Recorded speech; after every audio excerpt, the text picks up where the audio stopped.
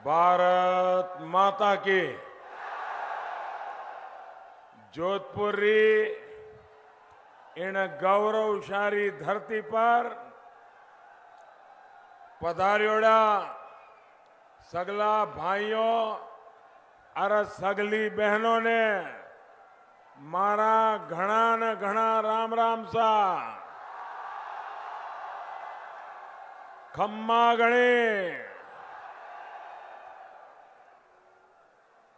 मुझे बताया गया कि आप लोग करीब 4-4:30 बजे से इंतजार कर रहे हैं,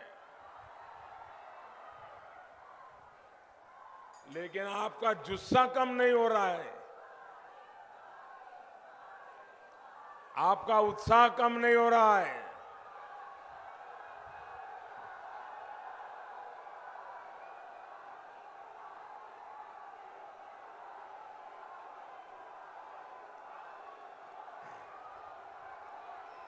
ये अपार स्नेह, ये आपका आशीर्वाद मैं अपने सिर माथे पर लेता हूं। मरुभूमि नए भारत के संकल्प के साथ इतने जोश से भरी हुई है। रेगिस्तान में जब लहर उठे तो पूरे देश का अंदाजा लगाया जा सकता है।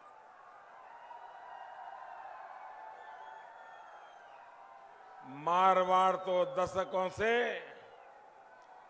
कमल का फूल खिलाता रहा है,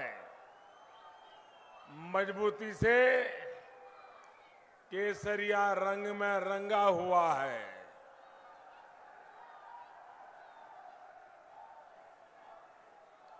अब आपके नारे, आपका प्यार मेरी सर आंखों पर। अगर आप इजाजत देंगे तो आगे बोलना शुरू करूंगा, वरना मैं आपके नारे सुनने के लिए, ये आपका प्यार मेरे लिए बहुत है।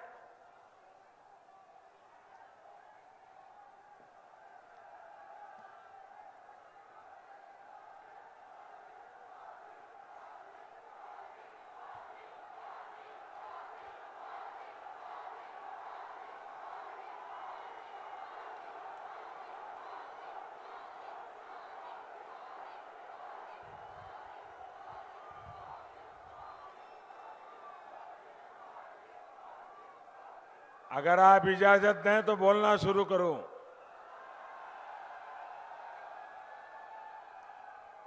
साथियों, आपका प्यार मेरे सर आंखों पर, लेकिन आप इजाजत दें तो बोलना शुरू करूं।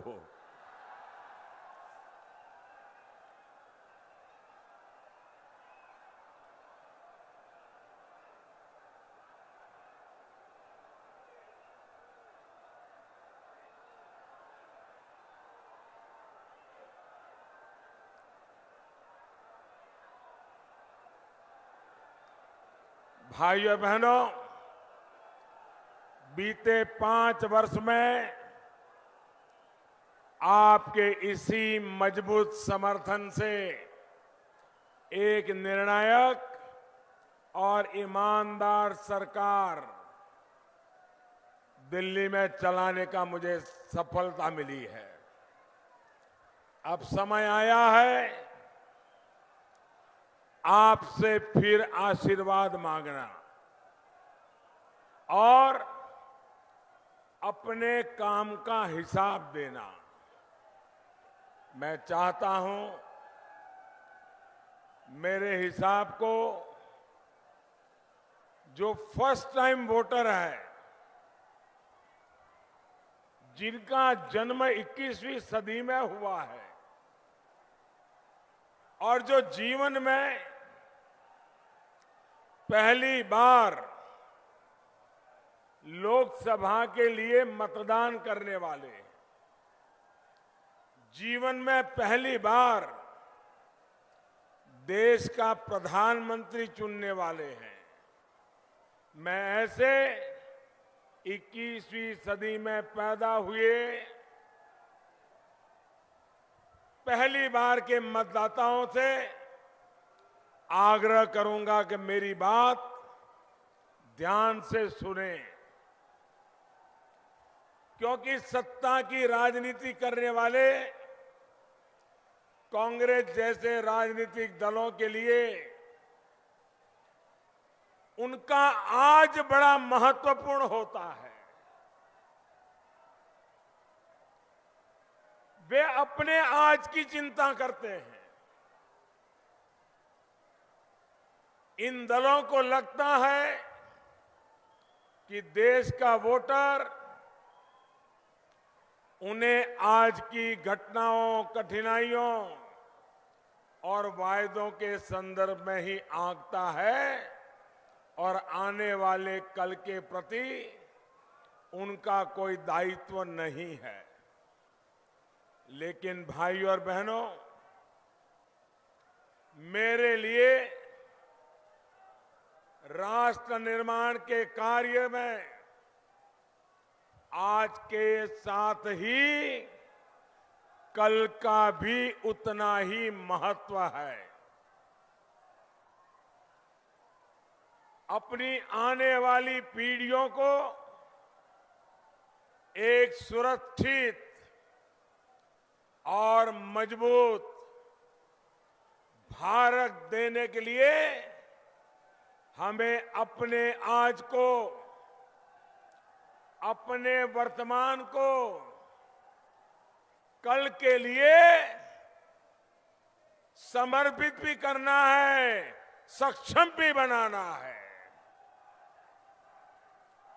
मैं भी इसी सोच के साथ आगे बढ़ रहा हूं।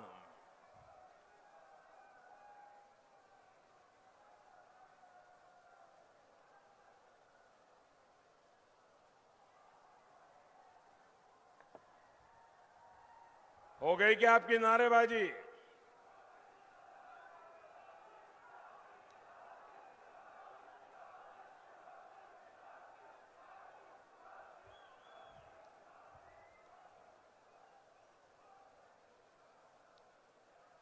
धन्यवाद।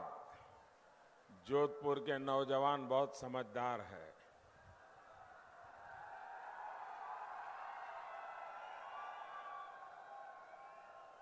साथियों, दुनिया किसी भी देश को तब भी देश को महत्व देती है जब आपका सामर्थ्य सामने आता है, आपकी क्षमता उनको दिखती है। हमारे पास करोड़ों लोगों की शक्ति पहले भी थी, लेकिन उसमें आत्मविश्वास भरने वाली सरकार नहीं थी। हमारे पास संसाधन पहले भी थे, लेकिन पहले देश के संसाधनों का शोषण करने वाली भ्रष्ट सरकार थी। संसाधनों को विकास करने वाली सरकार नहीं थी। हमारी सांस्कृतिक विरासत और धरोहर तो हजारों सालों से समृद्ध रही है, लेकिन दुनिया के मंच पर उसका गौरवगान करने वाली सरकार नहीं थी। हमारी सेना का शौर्य, हमारे जवानों की बहादुरी हमेशा ही शीर्ष पर रही है, पर फैसला लेने वाली, उन्हें खुली छूट देने वाली मजबूत सरकार नहीं थी।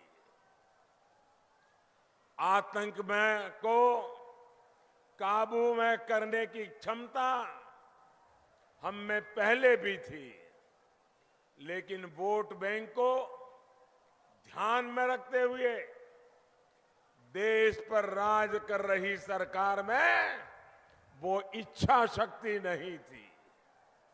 साथियों, आज ये कांग्रेस वाले दुनिया जहां की बातें करने में लगे हैं, लेकिन इनकी सच्चाई भी जाननी जरूरी है।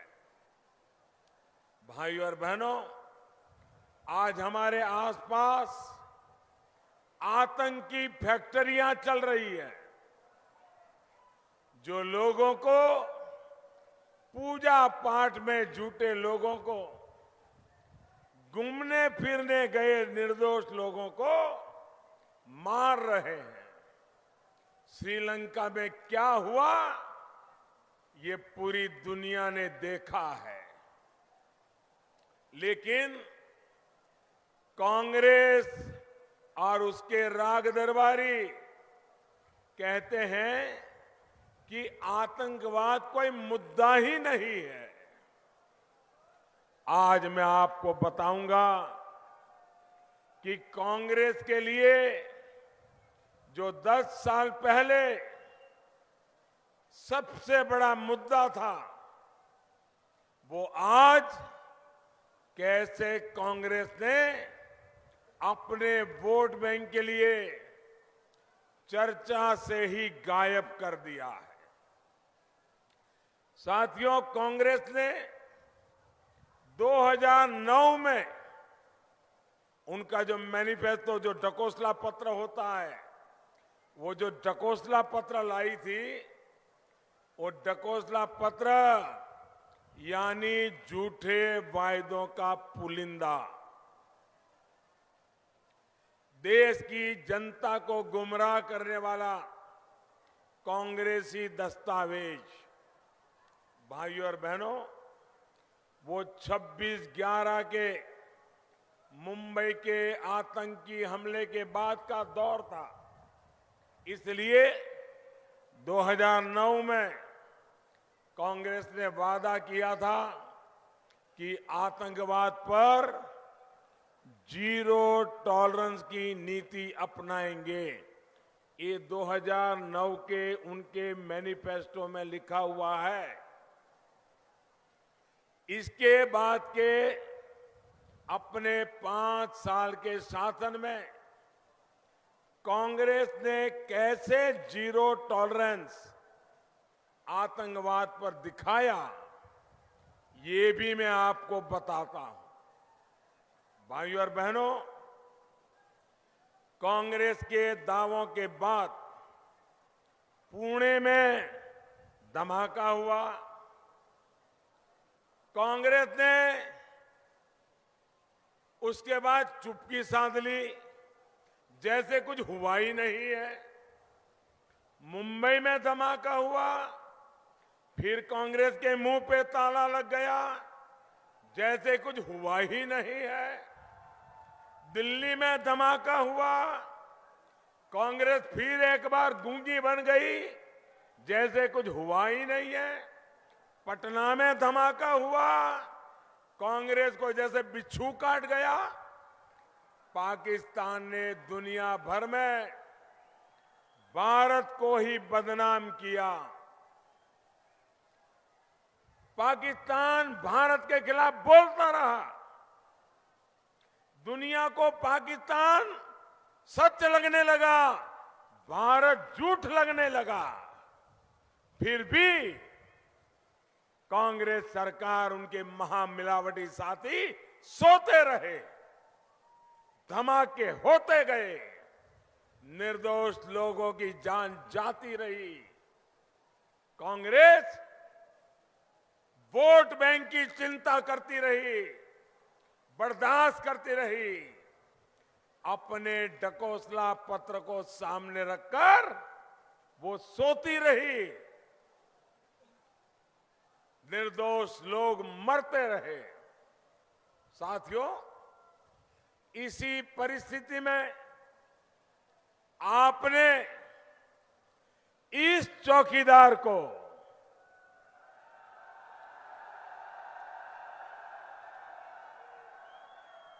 2014 में अवसर दिया। आज परिणाम आपके सामने है। अब कहां गई वो पाकिस्तान की हेकड़ी?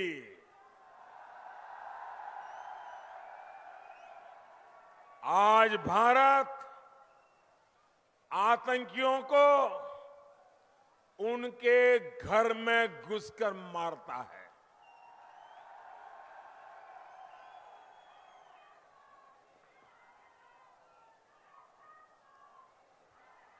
मारता है कि नहीं मारता है? आपका माथा ऊंचा होता है कि नहीं होता है? आपको गर्व होता है कि नहीं होता है? ये फर्क होता है। ये फर्क होता है एक नेक नियत, मजबूत सरकार और वो दिन थे बदनीयत वाली मजबूर सरकार के, जहां 125 करोड़ देशवासी जिंदगी भर कांपते रहते थे, रात दिन बेचैन रहते थे। बच्चा अगर स्कूल गया है तो शाम को जिंदा लौटेगा कि नहीं, ये मां बाप को चिंता रहती थी। साथियों, कांग्रेस और उसके साथियों के पास नीचे से ऊपर तक सिर्फ वंशवाद है, वंशवाद। और यहां तो खुल करके हैं।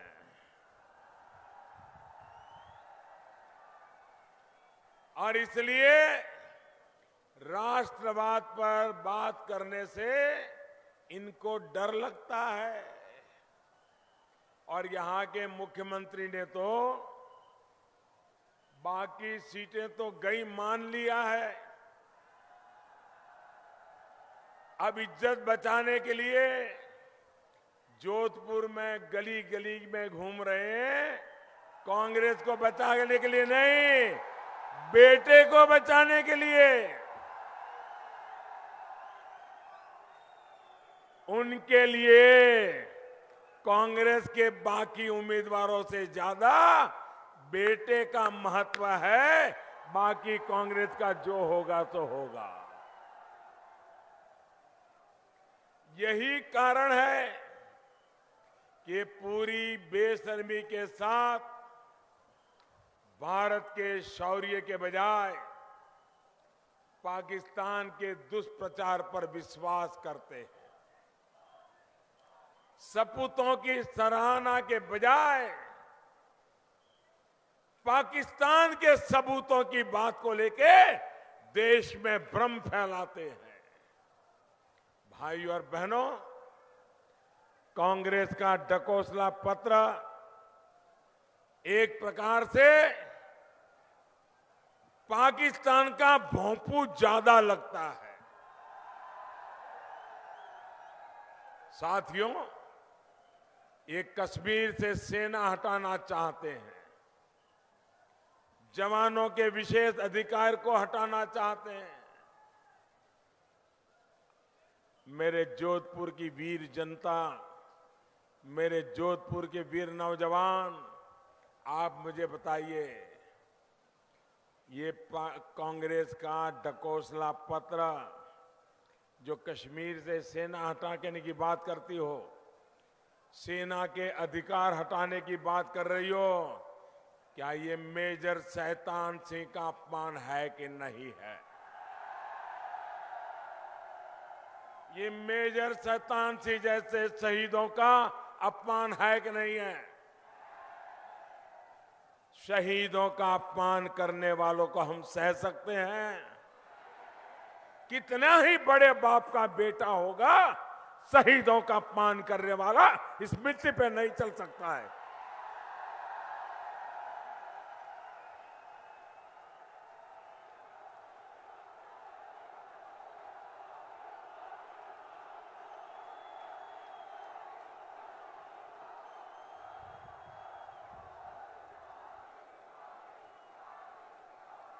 मैं आपको इनके एक साथी कांग्रेस ने जिन्हें, और ये बड़े पार्टी के बड़े कर्ता धर्ता हैं यहां के मुख्यमंत्री, और खासम खास है परिवार के, वो जयपुर से ज्यादा दिल्ली के चक्कर काटते हैं। और जब कर्नाटका में सरकार बनी तो ये हाथ ऊंचे कर कर करके मौज कर रहे थे। ये कर्नाटक के सीएम ने क्या कहा है मालूम है? ये कांग्रेस पार्टी ने इस बात को खारिज नहीं किया है। कर्नाटक के मुख्यमंत्री ने माफी नहीं मांगी है। उन्होंने जो गंभीर बात कही है, आपको मतदान के दिन वोट कर करके उनको सजा करनी है। सजा करोगे? उन्होंने क्या कहा है मैं कहूं आपको? ऐसी बातें अखबार में जरा कम आती है। कर्नाटक में कांग्रेस की सरकार और वहां के मुख्यमंत्री का कहना है कि जो गरीब है, जिनको भूखे मरना पड़ता है, जिनके पास खाने के लिए पैसे नहीं है, ये गरीबी के मारे सेना में जाते हैं। ये कर्नाटक के मुख्यमंत्री का बयान है। क्या ये बात आपको मंजूर है? क्या लोग दो रोटी के लिए, देश के लिए गोलियां खाने जाते हैं क्या? अरे कर्नाटक के मुख्यमंत्री को, ये कांग्रेस के नेताओं को समझ नहीं है कि वो दो रोटी खाने के लिए नहीं जाता है, वो सीने पर गोलियां खाने के लिए जाता है।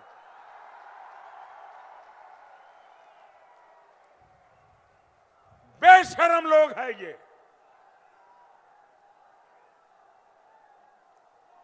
क्या ऐसे लोगों को माफ कर सकते हैं क्या? ये वीरों की धरती, ये जवानों की धरती, शहीदों की परंपरा वाली धरती, क्या ऐसी पार्टी को एक पल भर के लिए राजस्थान में टिकने देगी क्या? भाइयों बहनों, चुनाव तो आएंगे जाएंगे, ये सोच खतरनाक है। हमारी इतनी बड़ी सेना देश के लिए मर मिटने के लिए मां, बाप, परिवार, बच्चे छोड़ करके कभी वो 50 डिग्री टेम्परेचर रेगिस्तान में खड़ा है, तो कभी -20 डिग्री टेम्परेचर में हिमालय में खड़ा हुआ है, कभी दिन भर कश्मीर में आतंकवादियों के साथ गोलियां झेलता खड़ा है।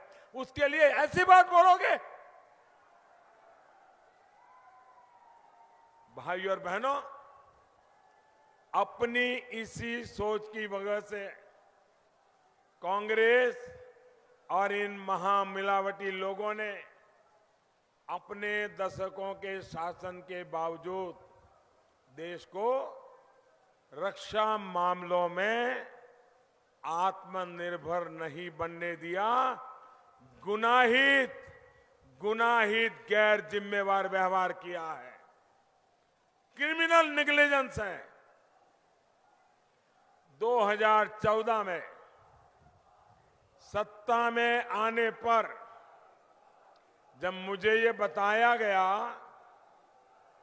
कि भारत अपनी सुरक्षा का 70% भाग विदेश से आयात करता है, ये सुनकर के मुझे इतना गहरा धक्का लगा, इतना दुख हुआ। 125 करोड़ का देश, हर साल दुनिया में सबसे ज्यादा इंजीनियर पैदा करने वाला देश, बुद्धिमान प्रतिभावान नौजवानों का देश, और हथियारों के लिए दुनिया पर डिपेंडेंट है। भाइयों और बहनों, जब भारत स्वतंत्र हुआ था, ये सुनो, ये वीर जवानों की धरती है, सुनो, जब भारत स्वतंत्र हुआ था तो उस समय भारत के पास रक्षा उत्पादन का 150 साल का अनुभव था। दुनिया में बहुत कम ऐसे देश होंगे जिनके पास ये अनुभव था जो भारत को विरासत में मिला था। 150 साल का अनुभव हमारे देश के पास था और देश में तब 18 जब भारत आजाद हुआ तब 18 आयुध फैक्ट्रियां हमारे देश में काम कर रही थी। वहीं दूसरी ओर हमारे पड़ोस में चीन में भारत जब आजाद हुआ उस कालखंड में चीन में उस समय रक्षा उत्पादन करने वाला एक भी कारखाना नहीं था। लेकिन आज चीन रक्षा सामग्री में आत्मनिर्भर ही नहीं बल्कि संसार में इसका बड़ा निर्यातक है, एक्सपोर्ट करता है। इसके उलट भारत आज दुनिया में रक्षा सामग्री आयात करने वाला दुनिया का सबसे बड़ा देश इसलिए बड़ा माना जा रहा है। बताइए, ये थी कांग्रेस के 17 साल की क्रिमिनल नेग्लिजेंस। ये थी देश की सुरक्षा को लेकर कांग्रेस के रवैये की सच्चाई। भाइयों और बहनों, बीते 5 वर्षों में भाजपा सरकार ने इस स्थिति को बदलने का पूरा प्रयास किया है। पहले की सरकार की तुलना में पिछले 5 वर्षों के दौरान रक्षा उत्पादन में 80% की वृद्धि हुई है। इस दौरान रक्षा क्षेत्र के निर्यात में भी 100% की वृद्धि हुई है। भाइयों और बहनों, हमारी सरकार का 5 साल का कार्यकाल गवाह है कि बीजेपी का देश की सुरक्षा को लेकर, आतंकवाद को लेकर क्या रुख है। जो भारत के अहित की बात करेगा उसके साथ हम सख्ती से ही निपटेंगे।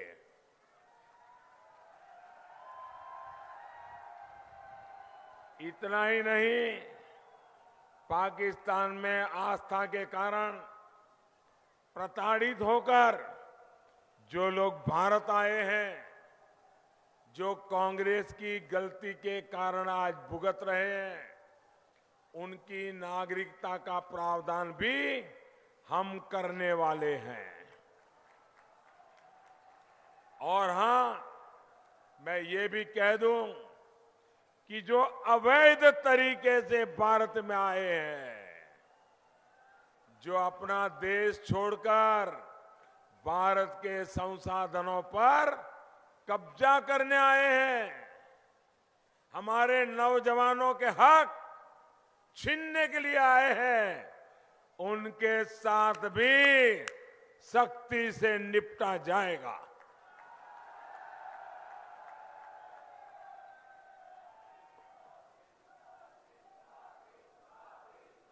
साथियों, बीते 5 वर्षों में मैंने इनकी ऐसी अनेक ऐतिहासिक गलतियों को सुधारने की कोशिश की है और इसके कारण वो सुबह डिक्शनरी खोल करके बैठ जाते हैं, पूरी डिक्शनरी छान मारते हैं और देखते हैं कि अब कौन सी गाली बाकी है। आज पूरा दिन मोदी को ये गाली चलाएंगे।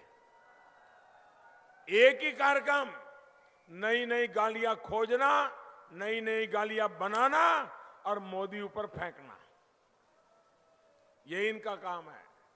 आज मोदी जब अपने इन शहीदों को याद करता है तो इन्हें दिक्कत होती है। जब 1857 की क्रांति के शहीदों का सम्मान दिया जाता है तो इन्हें मोदी से दिक्कत होती है।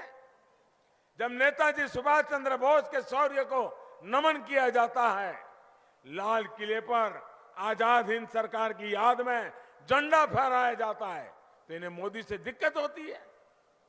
जब जलियांवाला बाग के शहीदों के नाम पर दिल्ली में याद-ए-जलियां म्यूजियम बनता है तो इन्हें मोदी से दिक्कत होती है।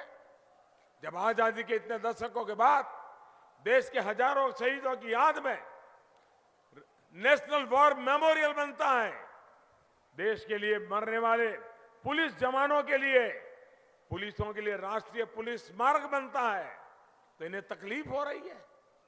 अरे ये काम तो उन्होंने पहले करना चाहिए था, देश आजाद होने के बाद करना चाहिए था, नहीं किया। दशकों के इंतजार के बाद पूर्व फौजियों की 1 रैंक 1 पेंशन की मांग पूरी की जाती है तो इन्हें मोदी से दिक्कत होती है। भाइयों और बहनों, कांग्रेस का 70 साल का बनाया इकोसिस्टम, कांग्रेस के राग दरबारी, उसके परिवार के गुलाम चाहे जितनी साजिशें रच ले, चाहे जितने झूठ बोल दे, इन्हें मोदी से हार माननी पड़ेगी।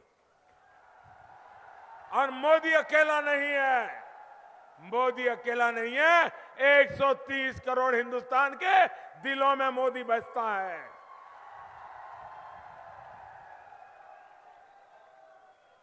साथियों, 5 साल हुए, लेकिन आपके इस चौकीदार पर भ्रष्टाचार का एक भी दाग नहीं लगा सके। और जिसने आरोप लगाया भी है, अब वही कटघरे में है। भाइयों और बहनों, मैं गुजरात में लॉन्गेस्ट सर्विंग चीफ मिनिस्टर रहा हूं, लंबे कालखंड वाला मुख्यमंत्री रहा हूं, पिछले 5 साल से प्रधानमंत्री हूं। और मेरी कमाई क्या है, मेरा बैंक बैलेंस क्या है? आपका प्यार, आपका विश्वास, यही मेरी कमाई, यही मेरी पूंजी है। आपका यही विश्वास मेरी सरकार की पहचान बना है।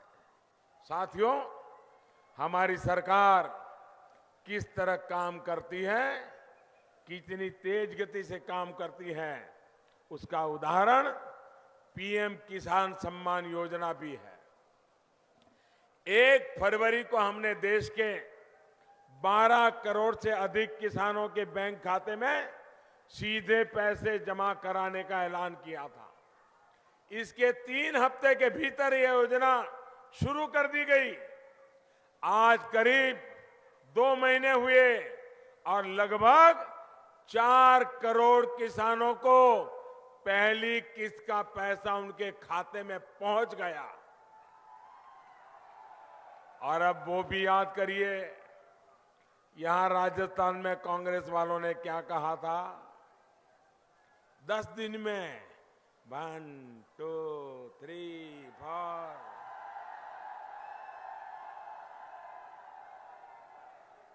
आपको पहाड़े सिखाने आए थे, गिनती सिखाने आए थे, 1 से 10 सिखा रहे थे राजस्थान को, जैसे राजस्थान के लोगों को 110 मालूम नहीं है। 1 से लेकर के 10 तक का क्या होता है, वो राजस्थान हिसाब मांग रहा है।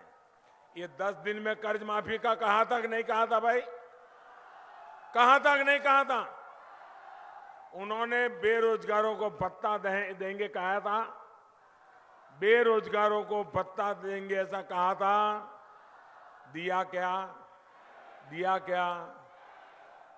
या तो बेरोजगार है नहीं, और बेरोजगार है नहीं तो दिल्ली में फिर क्यों चिल्लाते हो रोजगार रोजगार का? और बेरोजगार है तो रुपये देते क्यों नहीं हो?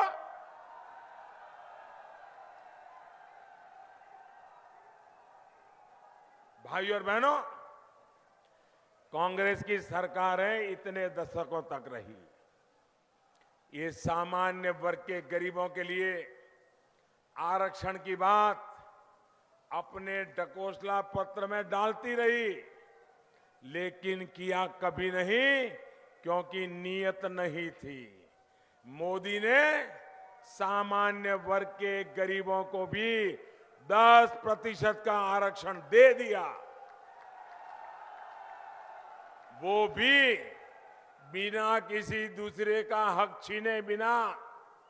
हमने इनके इस झूठ को भी ध्वस्त कर दिया जो ये बरसों से चला रहे थे, जिस झूठ के दम पर ये दलितों, पिछड़ों, आदिवासियों को डरा रहे थे। साथियों, वंशवाद और झूठवाद के साथ कांग्रेस की यही भी सच्चाई है कि वो जब जब आती है अपने साथ महंगाई को लेकर के आती है। महंगाई और कांग्रेस चोली दामन का नेता है भैया। आप याद कीजिए, 10% की दर से कांग्रेस के राज में महंगाई बढ़ रही थी।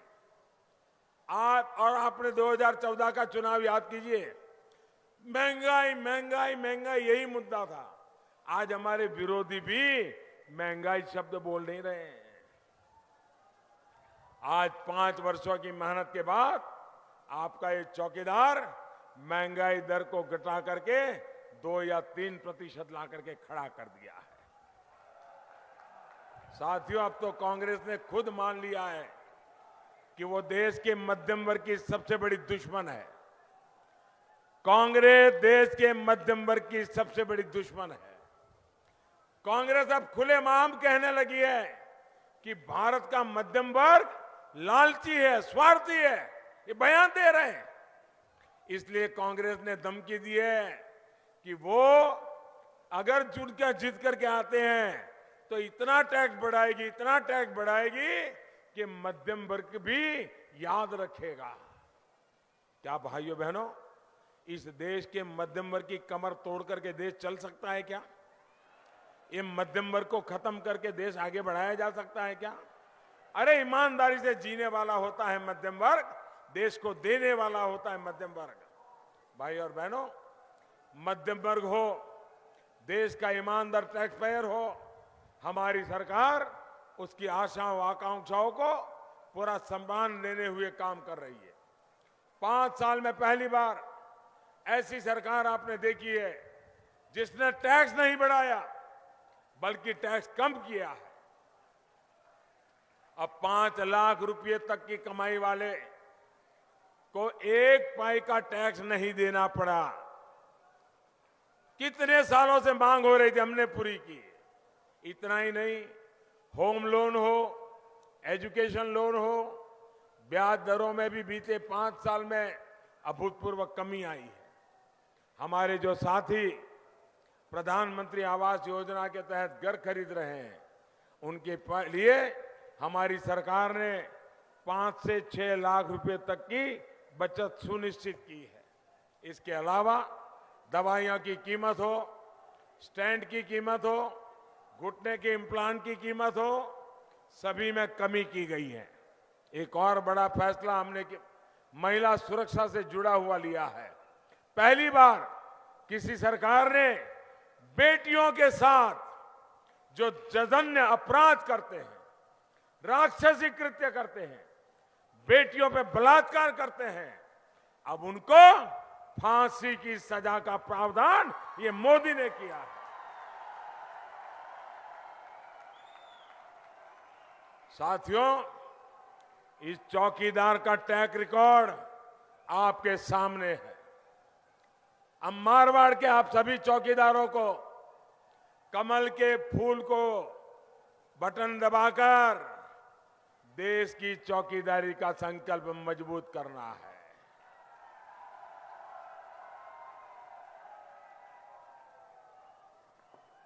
आप मुझे बताइए, हमारा देश और मजबूत होना चाहिए कि नहीं होना चाहिए? और ताकतवर होना चाहिए कि नहीं होना चाहिए? दुनिया में हमारा देश का नाम और रोशन होना चाहिए कि नहीं होना चाहिए?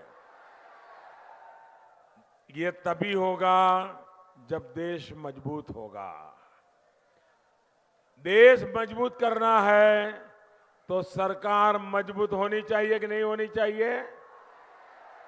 सरकार मजबूत होनी चाहिए कि नहीं होनी चाहिए? और सरकार में ये चौकीदार मजबूत होना चाहिए कि नहीं होना चाहिए? और अकेला मोदी मजबूत होगा तो चलेगा क्या कि देश के 130 करोड़ चौकीदार मजबूत होने चाहिए। भाइयों बहनों, भारत के उज्ज्वल भविष्य के लिए 130 करोड़ चौकीदारों को मजबूती के साथ आगे बढ़ना है। इसीलिए ये चुनाव है। और इसलिए जब आप कमल के फूल पर बटन दबाओगे,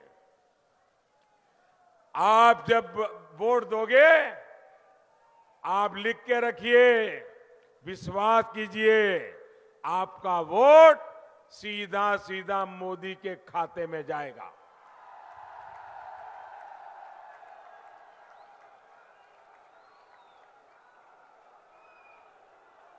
आप चौकीदार को मजबूत करना चाहते हैं ना? मजबूत करना चाहते हैं ना? तो मोदी को वोट देकर के मजबूत करना पड़ेगा। करेंगे? मेरे साथ एक संकल्प लेंगे। दोनों हाथ ऊपर करके, मुट्ठी बंद करके, हर एक को बोलना है। सबको बोलेंगे, इधर से बोलेंगे, यहां बोलेंगे, बहनें भी बोलेगी, ये मंच वाले भी बोलेंगे, उधर जो खड़े हैं वो भी बोलेंगे। मैं नारा बुलवाऊंगा, आपको बोलना है चौकीदार। क्या बोलना है? क्या बोलना है? गांव गांव है, शहर है शहर है, बच्चा बच्चा, बड़े बुजुर्ग भी, माता बहनें घर घर में हैं, खेत खलिहान में, बाग बगान में, देश के अंदर, सरहद पर भी, डॉक्टर, इंजीनियर, शिक्षक, प्रोफेसर, लेखक, पत्रकार, कलाकार भी, किसान, कामगार, दुकानदार भी, वकील, व्यापारी, छात्र छात्राएं, पूरा हिंदुस्तान, पूरा हिंदुस्तान, पूरा हिंदुस्तान भारत माता की, भारत माता की। बहुत बहुत धन्यवाद।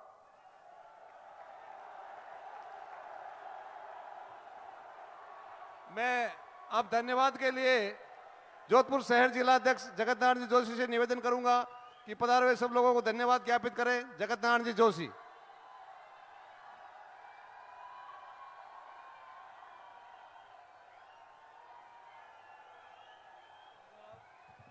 भारत माता की वंदे वंदे। नरेंद्र मोदी, नरेंद्र मोदी।